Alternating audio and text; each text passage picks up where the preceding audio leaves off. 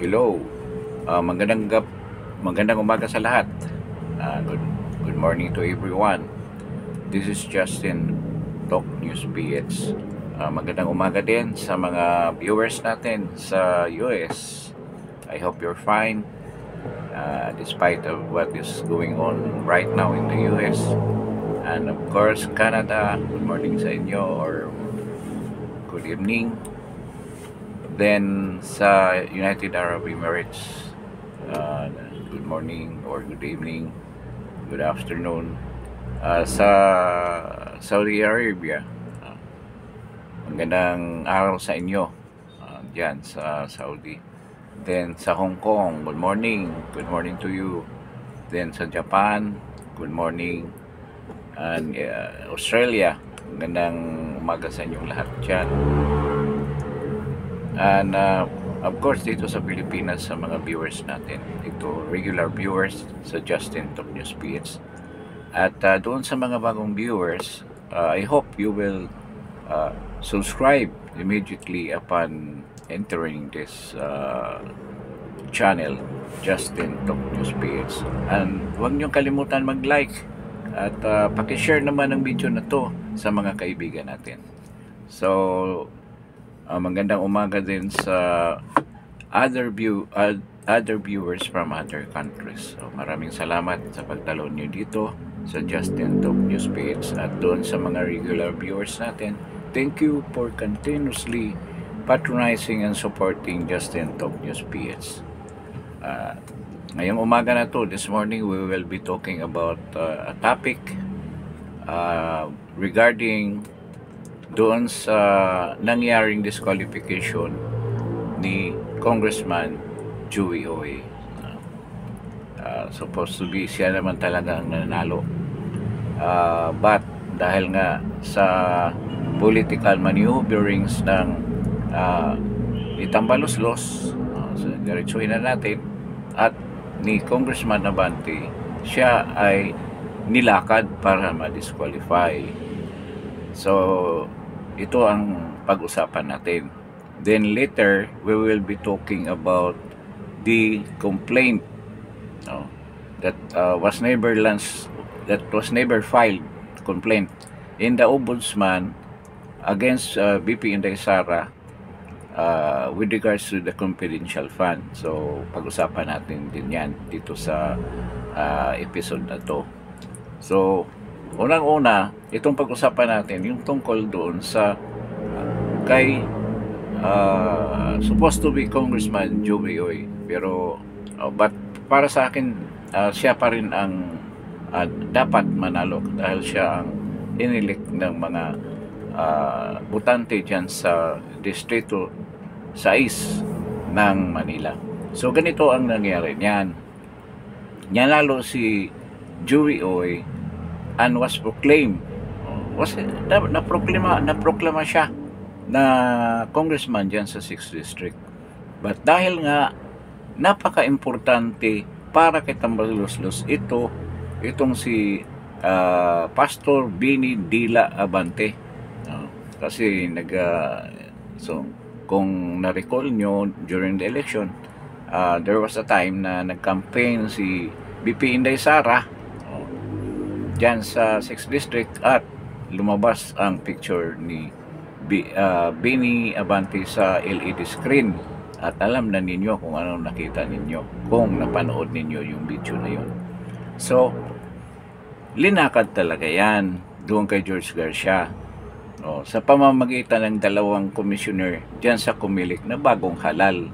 Itong dalawang commissioner na to, yun din ang hinarangan sana ni Congressman Cardima ng Duterte Youth Party List na hindi ma-appoint as commissioner. But despite of that, yun din ang reason bakit hinarangan nila yung pagkapanalo ng Duterte Youth Party List despite of the 2.3 million na bumoto sa kanila. So the same thing had happened. Ito the same, kasi ito appointed by PBBM, bago lang yan na-appoint at na aprubahan naman, na-appoint din, na-aprubahan yung appointment ng commissioner appointment sa Senado. Committee on Appointment. Tama. Sa Senado. So, ito talaga ginamit nila para harangan ang Duterte Youth on the first place. And sa pangalawang pagkakataon, si Joey Uy naman ang tinira ng mga commissioner na to sa 2nd Division ng Comelec. So sila ang nagharang. So ang nangyayari, ang basihan, which is a very flimsy basis ng isang decision para ma-disqualify ang isang kandidato. Hindi ko alam kung tiningnan ba nila na mabuti ang kanilang grounds for disqualification. Kasi kahit hindi ka abogado, makikita mo na napaka-basic ang reason na hindi sana siya ma-disqualify si Congressman Joey Uy. Dahil ang reason ng dalawang commissioner, si Joey Uy ay hindi Pilipino. That he is a naturalized Filipino, so hindi siya qualified to run for any government position, elected government position for that matter. So, hindi nila napansin na yung naturalized individual sa pamilya ni Joey ay ang kanyang ama, ang kanyang tatay. Naturalized Chinese from China, then tumira dito, naging naturalized Filipino citizen, then nakapangasawa ng Pilipina na natural born, na talagang purong Pilipino, na dito pinanganak at raised here in the Philippines. So, ano mangyari? Either one of your parents is natural born, you are already considered as a natural born citizen in this country. So yun dapat tinignan ng dalawang commissioner na yan, na humarang at nagproclaim pa na ang panalo ay si Bini Abante. Violation din yung ginawa nila eh. Dapat merong isang proseso na gawin bago ma-proclaim si Bini Abante. Kaya gusto nilang i-annul ang proclamation ni Joey Uy. Pero sigurado ako nagsasampa na ng reklamo sa NBank si Joey Uy. At ito namang mga member ng mga commissioner sa NBank are mostly lawyers. So nakikita nila yan. So paano nga si Joey ma-disqualify? Na dito rin yan pinanganak with a natural born mother. Paano hindi siya magiging natural born citizen?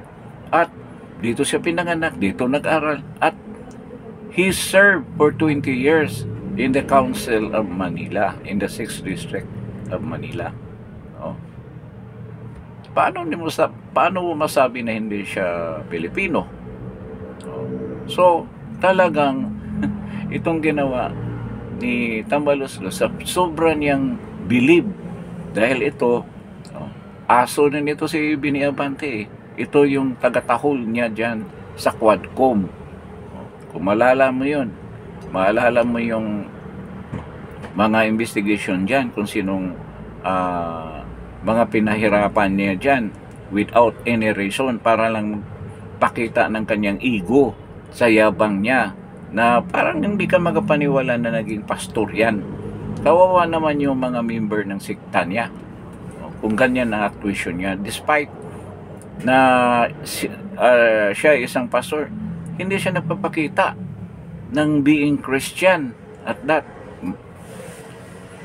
Ngayon, kung maalala ninyo yung hearing nila sa Quadcom with regards to the confidential fund at saka yung budget ng OVP, ito yung mayabang, parang sinisigaw-sigawan pa si BP Inday Sara.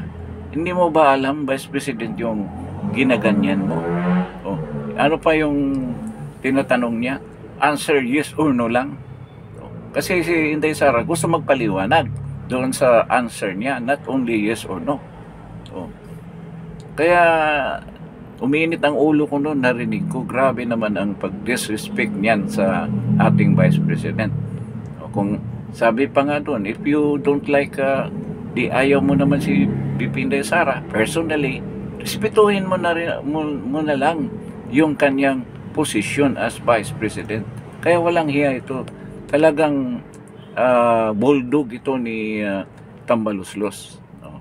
Pero wala silang nagawa doon sa hearing na yan kay VP Inday Sara. Dahil hindi niya sinasagot yung mga, sinasagot lang niya yung tamang mga tanong. So, ganyan yun si Abante. Yung mga vloggers na nagpupunta dyan, paano niya winalang hiya? Diba? Mga babae pa naman. So nakikita natin ang kawalang hayaan nitong Bini Abante na to. At kahit yan sa distrito niya, ayaw ng mga constituent niya dyan. Nakikita mo naman sa resulta sa halalan. Talagang talo siya despite the fact na umulan dyan ng ayuda. Namimigay ng ayuda yan. Pero talo pa rin siya. Yung iba bumuto sa kanya dahil nga sa ayuda. Yan ang katotohanan dyan. Ginamit niya ang AKAP at AX para makakuha ng boto dyan sa 6th District ng Manila.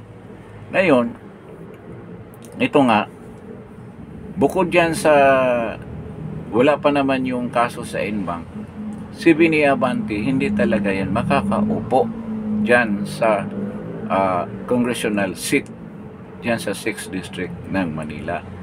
Dahil bago lang naglabas ang Supreme Court ng isang desisyon. Ito naman regarding doon kay mga dadato sa Maguindanao na meron ding kaparehong kaso na yung nanalo ay na-disqualify. At ito si mga dadato, I think siya ang nag-file ng reklamo. Siya na nag-file ng reklamo. So, yung second placer role ay binigyan ng desisyon ng Supreme Court na pag ikaw ay second placer at mayroong ang nananalo ay na-disqualify, ikaw being a second placer, walang karapatan na papalit doon sa na-disqualified na nanalo o na first placer na siya ang dapat uupo dyan sa posisyon na pinanalunan niya. So, ang second placer ay hindi qualified to sit in replacement of the first placer. Bakit? Dahil daw, yung second placer ay natalo naman yan. Hindi naman siya ang binuto ng mga tao. Ang binuto ng mga tao yung nanalo, yung first placer. Kaya, hindi siya makakaupo in replacement of being a second placer of the real one who won the election by the votes of the constituents of that city or that area or that district. So, sa case ni Pastor, hindi na natin tawagin Pastor yan, ni Abante, siya ang second placer. If ever ma-disqualify if ever lang, dahil may laban si Joey, dahil nga siya ay natural born citizen. If ever, ito lang sa pangalawang reason na hindi talaga siya makaupo. Ito ang pangalawang punto that will give the chance to Joey na talaga siya ang magiging congressman. If ever na hindi makaupo si Bini Abante kung ma-disqualify si Congressman Oy, yun pala ang ibig ko sabihin. Dahil nga dito sa decision ng Supreme Court na to. So ang mangyayari, hindi na siya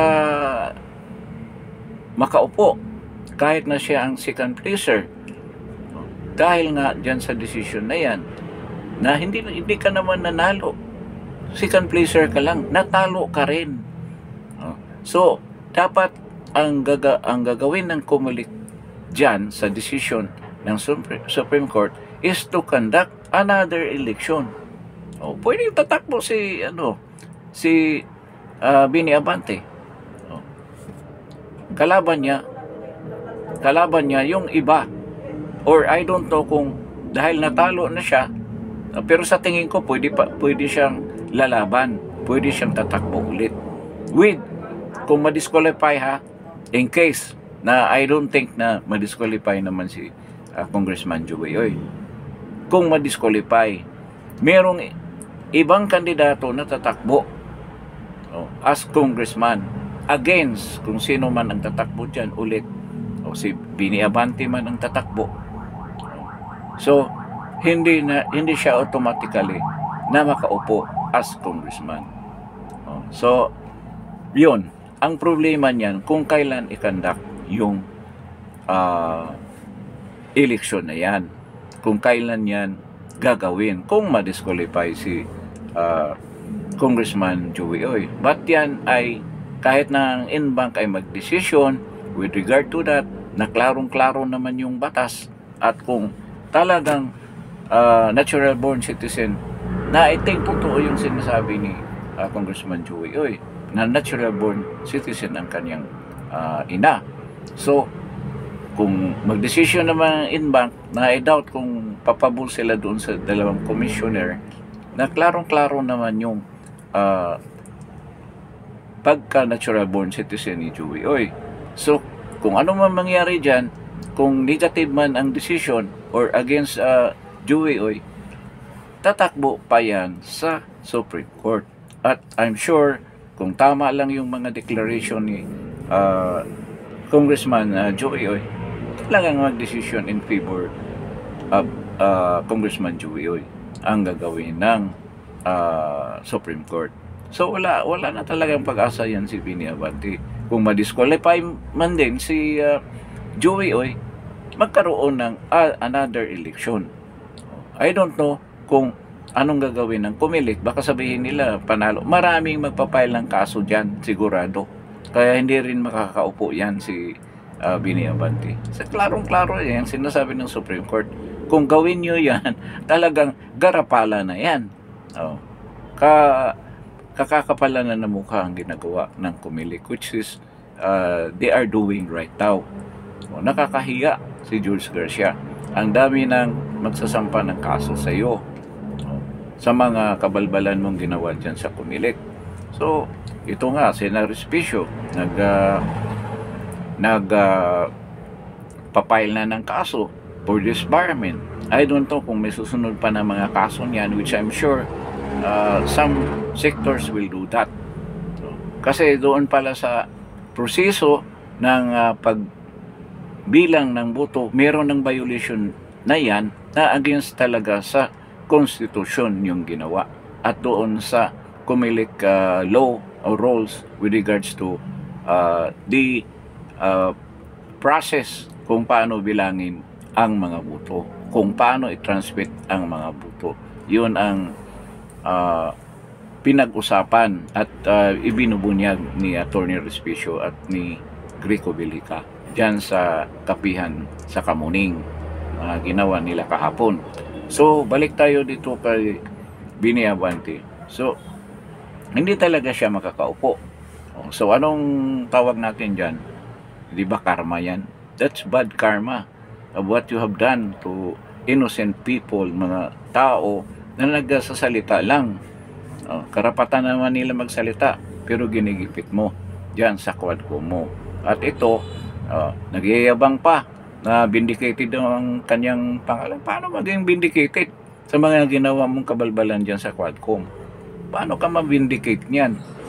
Ito, talagang God's hand is working against yung isang nagsasabi na siya ay suko ng Panginoon, na siya ay isang pastor nagsisilbi ng Panginoon. Pinaparusahan ka na ngayon ng Panginoon.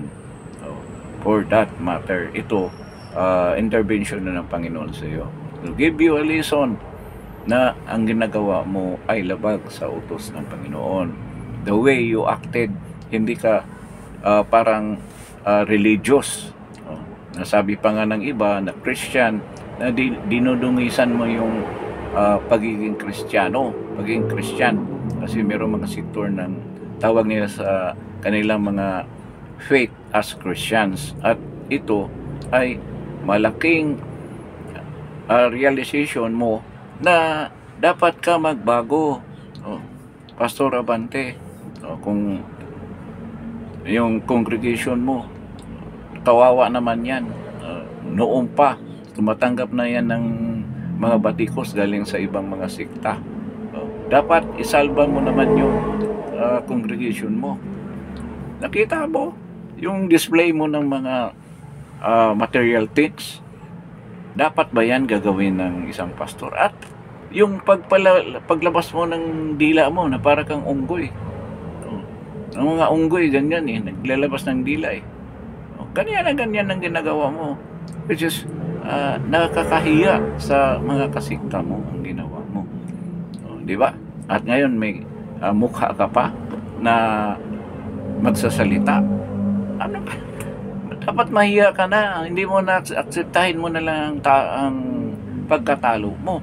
Diyan kung matino ka pa, tama pa yung pag-iisip mo. Isipin mo, sa sobrang kaya ng pamilya mo, ikaw, mga anak mo, ang mga sikta mo dyan sa religious group mo. Tapos, ganyan ka kapal na mukha na magsasalita pa, na vindicated yung pangalan mo at tinanggap mo yung sinabi mong pagka-proclaim mo na ngayon malaking kaya ng inabot mo. Di ba? Kung akong kapamilya niyan, anak man ako, pipigilan ko yan. Tama na yan. Sobra ng kaya yan ng inabot ng pamilya mo at yung religious group mo. Sa totoo lang, sa circle ng mga religious leaders, nag-uusap-usap, talagang kaya yung nangyari sa iyo. Kaya yung mga ibang mga members mo talagang umaalis na dyan. Nag-aalisa na yung ibang mga members yan. Ang iba naglalaylo, pero gusto nilang umalis na talaga completely dahil nga sa natanggap nilang mga ganyan ng religious leader nila ay ganyan ang mga actuation. So dapat magkaroon ka ng introspection, magkaroon ka ng soul searching. Pastor ka naman, nagdadasal ka naman, siguro lagi. Sana papasukan ka ng Holy Spirit para maiba naman ang pananaw mo sa buhay. Ito as a Christian din, yan payo namin sa iyo. May oras ka pang magbago. Kung ikaw nagkukumbinsi ng ibang tao para bumalik sa Panginoon, bumalik ka. Naligaw ka, pastor. Naligaw ka sa mga ginawa mong mga practices which are un-Christian. Talagang naligaw ka. Natangay ka sa materialismo ng mundo. Yun ang nangyari sa iyo. So soul searching, lumapit ka ulit sa Panginoon. Kahit sabi mo nasa Panginoon ka, pero malayo ka sa Panginoon. Ito pagising sa iyo, itong pangyayari sa buhay mo ngayon. Yan lang ang payo ko sa iyo. Being a Christian, dapat payuhan kita. Nakakaawa yung sitwasyon ng mga kapamilya mo at yung mga member or kasikta mo dyan sa religious group mo na yan. So ito na sa topic na to kay Bini Abante. I hope titimo yan sa puso mo. Kung nakikinig ka naman dito, pero sa tingin ko wala naman hindi ka naman nakikinig dito. Kung mayroong nakinig, sabihan mo siya na yan ang sinabi ng Justin Talk News sa kanya. Okay. So dito naman, another Abante naman to. Ang kanyang anak na newly appointed as Dalawang ano kasi sila, spokesman dyan, si Attorney Bukoy, Bukoy-koy, si Attorney Bukoy-koy, at itong si Princess Abante. Ngayon, napuna siya ni Ombudsman Samuel Martires sa sinabi niya. Dahil sinabi niya na hindi complainant ang House of Representatives sa Ombudsman case, sa case filed against VP Inday Sara with regard to the confidential fund dyan sa Ombudsman. Kahapon may interview sa Ombudsman Martires sa isang radio station at sinabi, bakit nasabi nila yan na hindi sila ang complainant, na ang pumirma doon sa binigay na articles of impeachment at complaint doon sa kanila ay pinirmahan ni Secretary General ng House of Representatives na si Reginald Velasco. Merong nagsasabi na ang gusto lang daw mangyari ni Reginald Velasco na imbestigahan imbestigahan ng ombudsman. Ang ombudsman ay korte, hindi naman yan NBI na mag-imbestiga. So anong ibig sabihin? I think abogado naman to si Reginald Velasco. Ano kayang purpose niya? Utusan niya yung ombudsman na mag-conduct ng hearing or trial against VP Sara motu proprio na walang complainant. Common sense lang yan. Kaya hindi natin malaman kung tama, sino bang nagkakamali. Si Princess Abante ba? Ang anak ni Winnie Abante? O si Reginald Velasco? O yung Secretary General? Or hindi ako maniwala na si Princess will go into a press conference without the approval or yung mga binabasa niya yan, galing din sa mga pinuno niya, galing kay Tambaluslos siya, definitely. O bakit conflicting yung dalawang acts na ginagawa nila? Iba ang pronouncement ni Princess Abante, iba naman itong ginagawa ni Reginald Velasco. Kaya ang sabi tuloy ni Samuel Martires, nagtaka siya bakit hindi alam ni Princess Abante. Abogada ito si Princess Abante, na once na magbigay ka ng dokumento tulad niyan, articles of impeachment, binigay mo doon sa ombudsman, it is treated as a complaint. It is treated as a complaint. Ngayon, siguro ang gustong mangyari ni Princess Abante na hindi ang buong House of Representatives ang nagreklamo. Yun naman sabi ni Ombudsman Martires, na ang gusto niya sasagot dyan yung particular na committee, yun Committee on Good Government ni Joel Chua ang sasagot niyan. Kaya nasa balikat ni Joel Chua ang pagsagot ng complaint na yan, at siya na ngayon ang kinonsider ni Ombudsman Martires na complainant, main complainant yan sa sinampang kaso na yan sa ombudsman ng committee ni Joel Chua. Kung hindi daw sagutin ni Joel Chua yan, o kung sa punto na ayawan talaga yan, na nakafile na yung ano na yan, yung kaso na yan, at you will start the investigation. Nagpatawag na nga sila nagbigay na nga sila ng summon doon kay VP Inday Sara para sagutin yan in 10 days. At kung hindi naman sasagot si Joel Chua, pwede siya i-contempt. Pwede siya i-contempt ng ombudsman. Ngayon, si Joel Chua na ang naipit dyan. Ngayon, marami tayong punto na pag-usapan tungkol dyan. Bakit biglang ayaw nilang angkinin yung mga complaint na yung articles of impeachment na yan, na mga findings nila, hindi na articles of impeachment for the same, kasi yung mga kaso na sinampa nila, particularly yung bribery daw, bribery, yung confidential fund, malversation of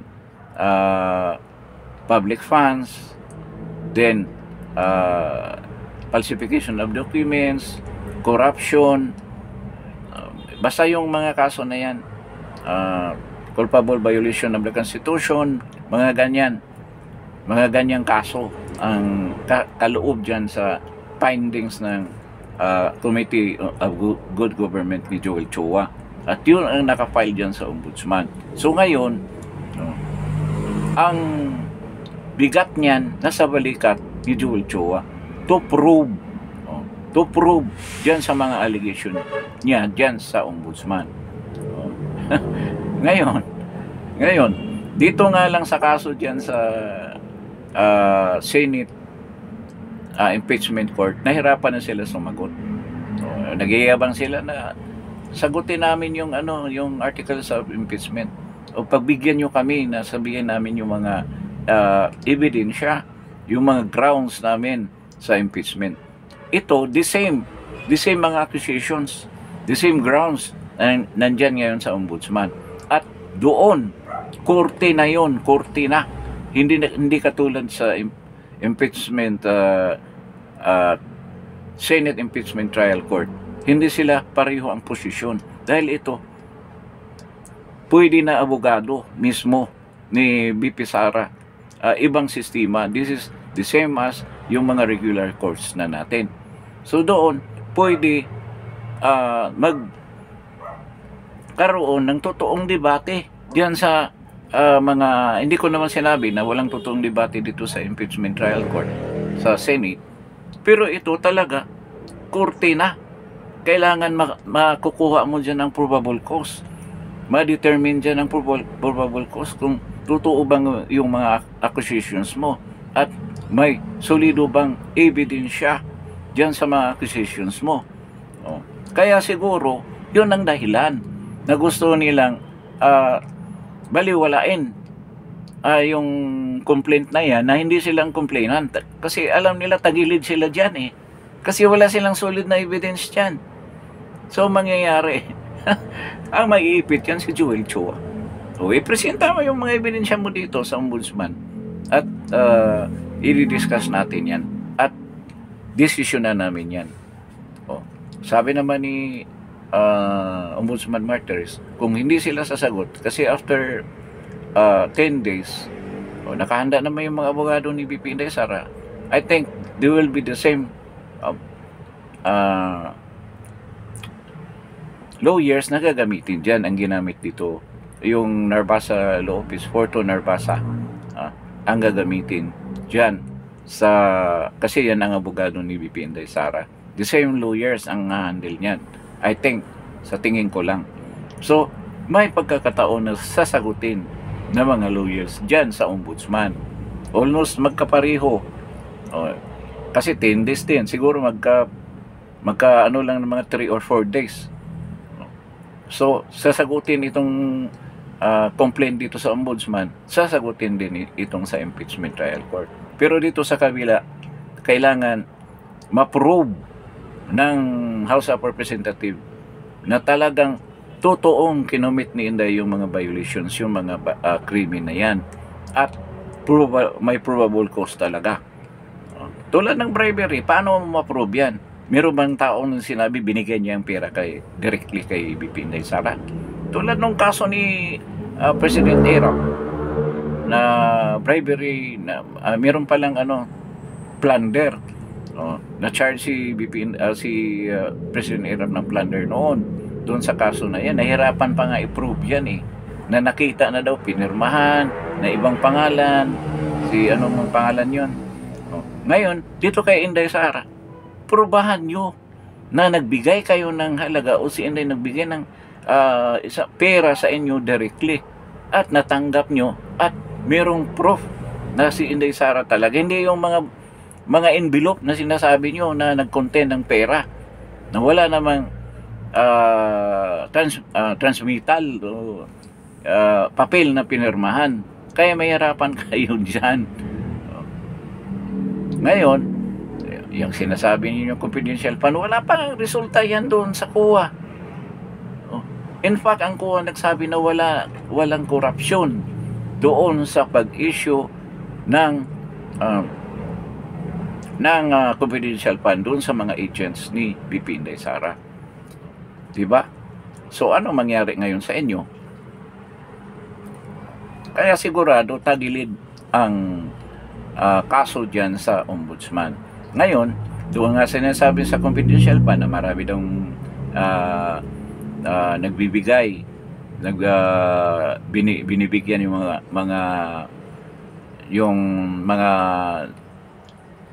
mga agent na nag-disburse ng pera doon sa kanilang mga espiya, sabihin na natin, na iba-iba daw ang pangalan. That is a state secret.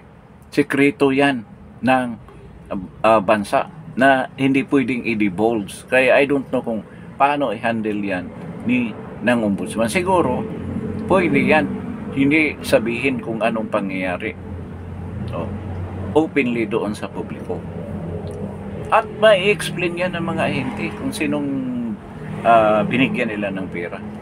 Kaya nga kalukuhan yung sinasabi nila na bakit iba-ibang pangalan, bakit Piatos, mga ganyan. Siyempre mga spy yan na yung mga binigyan ng pera na yan para mahuli itong mga terorista na to, mga NPA na to, na mga commander.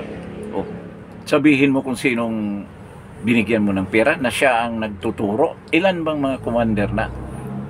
Ilang mga leader ng NPA ang nahuli dahil sa mga operations nila na yan, na nandyan sa school na yan. Kaya yan ang ginamit ni BP Inday Sara. Hindi lang naman yan. Marami namang yung recruitment ng mga estudyante sa mga schools. Yan ang punto ni BP Inday Sara. Pati yung mga teacher na inabuso ang kanilang mga estudyante, kasama na yan dyan. Yan ang purpose ng confidential fund na yan. Kaya yan, kung dadaan sa ombudsman yan, doon yan maimbestigahan ng gusto. Na walang lulustay ng pera sa confidential fund. Makikita yan doon. Kaya gusto ni BP Inday Sara yan na masampa sa regular court. At ito, nakita ng mga congressman, ay delikado tayo dyan. Kaya mga proof natin, mga haka-haka lang. Galing sa mga komunista rin yung ibang mga proof ninyo. Paano ngayon yun? Kailangan mag-provide kayo ng solid na ebidensya dyan sa ombudsman. Dahil sabi ni Ombudsman Martires, kung hindi nyo ituloy yan, kung wala kayong ipipresenta na reply after 10 days, wala kayong reply, isubmit na nila yung kaso na yan for resolution, na wala kayong ebidensya na maipresenta. So, ano mangyari niyan? Madi-dismiss lang yung kaso na yan for lack of material evidence. Yun ang mangyayari dyan. Kailangan magmamadali kayo. Magagaling yung mga prosecutor nyo dyan Kung kukuha kayo ng private prosecutor, pwede rin. Sa maiksing panahon na yan, kailangan maipresenta ninyo yan. So, yun ang status sa kaso ni BP Inday dyan sa ombudsman. Kaya dalawang tama yung tinamaan yung tatay, nakakaawa naman yung anak, tinamaan din. Nadamay yung anak. Ako, naawa rin ako sa mga anak na yan na ginagamit ng ganyan. Ginagamit ng ganyan, puro palpak ang nangyari. Nagkaroon na nga ng problema regarding sa mga statement niya doon sa with regard to the salary increase kay Jinggoy Estrada. Nasundan pa nito. So, ito nga ngayon, ito ngang kongreso talaga, iwan ko kung ano nangyari sa kanila, yung 19th Congress. Bakit ganyan? Yung hanggang ngayon, nakabitin pa rin yung request ng Senado, instead nga na isubmit na nila yan, dinidefer pa daw nila dahil pag-isipan, gumawa na kayo ng resolution dyan na di ba na bago matapos ang 19th Congress, bago ma-dissolve, gumawa ka ng resolution, ba't ayaw nyo i-submit pa yan? May resolution na dyan na nag-signify, nagsasabi na constitutional yung ginawa nilang impeachment complaint against BP Inday Sara. Kung meron na kayong pinirmahan dyan ng maraming congressman, isubmit na ninyo yan para pag-usapan. Bakit ayaw isubmit? Hindi kaya takot sila na kasi pagdating niyan doon, pag-usapan pa rin yan kung gaano ka-constitutional yan. Isa sa mga bagay na siguro iniwasan ng mga congressman na yan, na matanong sila isa-isa yung mga pumirma. Kung naintindihan mo ba yung impeachment case na yan, nabasa mo ba? Kung isa-isahin sila, alam mo ba kung ano yung impeachment case na sinampa? Sabi mo, pinirmahan mo yung impeachment case. Pumirma ka. Dahil nga, merong allegation galing kay BP Inday Sara na binayaran kayo kaya napilitan kayong pumirma. Binayaran in the sense na pinangakuhan kayo. Merong linabas na pera, 1.5 na million plus yung mga ayuda. Yun ang sinabi na pang-akit sa inyo para pumirma dyan sa impeachment case na yan. So, ngayon, ang mangyari, kung ipasa nyo yung resolution na yan, tanungin kayo isa-isa. Papuntahin kayo sa Senado para tanungin kayo isa-isa na pumirma dyan. Kung ilan man yung pumirma, 240 ba yun? Tanungin kayo. Lalo na yung nagsasalita na pumirma lang sila dahil nga para sa kabutihan ng kanilang distrito. Kaya tinanggap nila yung pera na yan. Napilitan lang silang pumirma. Yan ang unang ipatawag. Sigurado ako niyan. Bakit sinabi mo yan? Yan ang tanong ng mga senador. Bakit sinabi mo yan? Na dahilan lang dyan sa ayuda na yan na binibigay ng ni Tambalos do sa'yo, napilitan kayong pumirma. Ilan ba yan? Ilang mga congressman na yan? Di ba? Hindi kaya yan ang pumigil. Wag mo na nang isubmit dyan dahil sasabi tayo dyan. Dahil may mga prior statement na tayo ng ganyan na mayroong corruption sa pagbigay ng ayuda na yan. Ito si Toby Chanko. Hindi kaya ipatawag niya ng impeachment trial court. Baka sabihin ng defense na we will file a motion to request for the appearance of Toby Chanko and compare with him if what is stated before with regards to the dole out, yung mga pork barrel na binigay ng ni Tambaluslos para mapapirma ang mga congressman dyan sa impeachment case ni BP Inday Sara as what Toby Chanko stated. Delikado si Toby Chanko. Ang dami madamay dyan. Sila mismo dyan masusunog dyan sa impeachment trial na yan. Kaya yan ang dahilan. Yan ang dahilan. Yan ang nakikita kong dahilan. Sila mismo. Alam nila gano'ng kagaling yung mga lawyer ni powerhouse lawyers yan. Kaya mismo sila. Ganyan naman nangyari doon sa ni President Erap. Yung mga witnesses, ginigrill din sila ang mga witnesses. At ito, isipin mo witness mo, yung mismong anong tawag ng witness na yan? Mga witness, galing din sa inyo ang mga witness na magsisira sa inyo. Yung mga congressman na yan na nagsasalita, ang dami niyan. Sa Cagayan de Oro, may sa Bohol, kung saan-saan pa, ang dami nagsalita na yun lang ang dahilan na pumirma sila sa impeachment case na yan. So talaga, ngayon ito sa complaint nga ni BP Inday Sara dyan sa ombudsman, sabi ng mga ombudsman mga congressman, hindi kami kasama dyan, yung mga prosecutor lang, 12 ang nag-file niyan.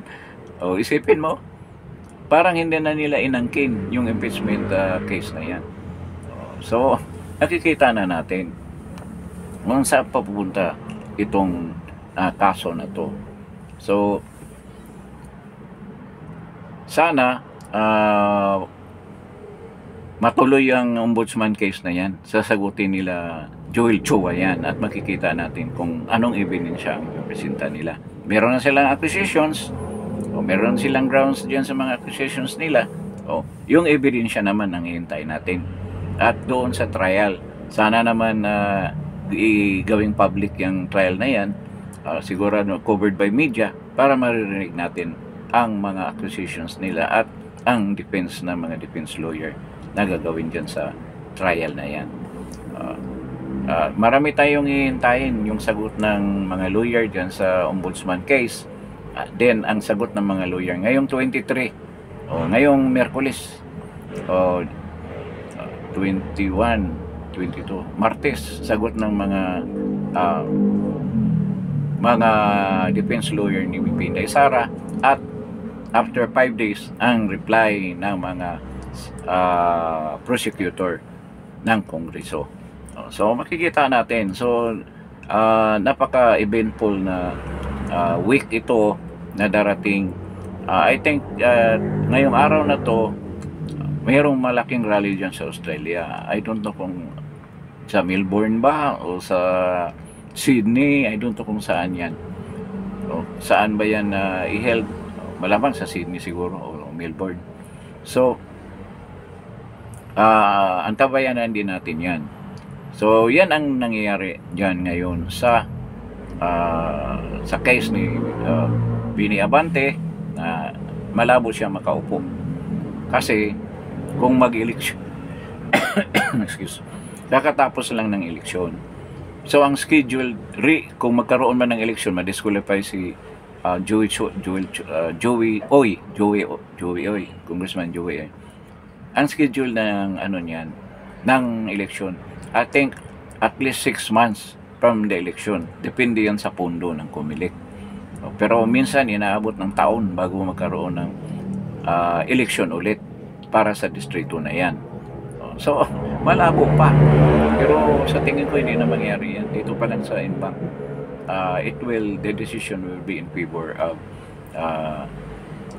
Joey Oy, with a flack received by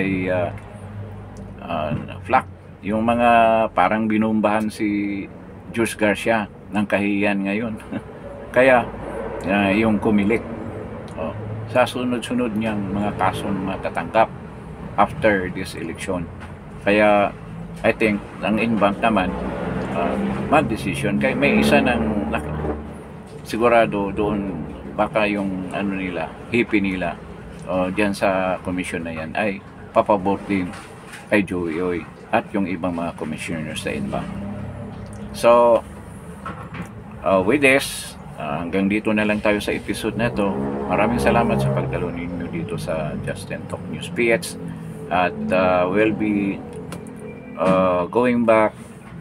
We'll be broadcasting after we have found with regard to the rally in Australia kung anong pangyayari, para ma-update naman kung hindi nyo mapapanood live yung mga rallies doon. We will make our own assessment doon sa rally that will happen this afternoon dyan sa Australia. So with this, maraming salamat sa mga regular viewers natin all over the world.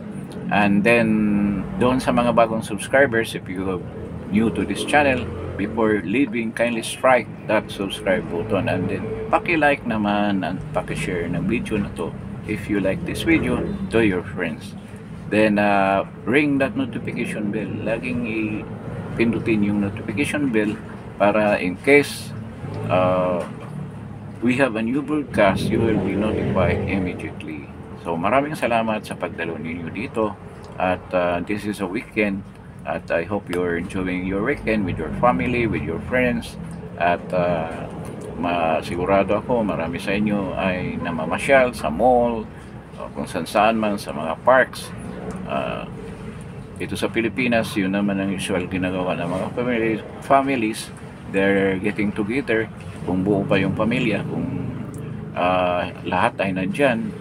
At even for those who are left behind here in the Philippines, mga magulang nila ay nasa ibang parte ng mundo para maghanap buhay. Yan ang masakit na nangyayari sa mga pamilyang Pilipino. At despite of that, we're still hoping and we're still praying na maayos na ang sitwasyon ng ating bansa at maging matiwasay naman, ma-experience naman natin yung mga bagay na na-experience ng ating mga OFWs dyan sa mga bansa tulad ng Europa, UK, US at ibang mga bansa na maayos ang pamumuhay.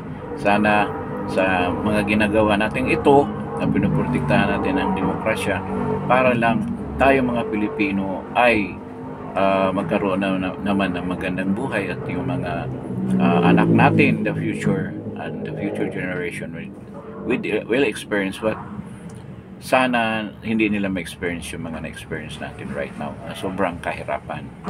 So with this, we're praying and hoping that God will intervene dito sa pangyayari na mapait dito sa bansang ito. So with this, maraming salamat sa pagdalo ninyo dito sa Justin Talk News PX at magandang umaga sa inyong lahat. Thank you and God bless.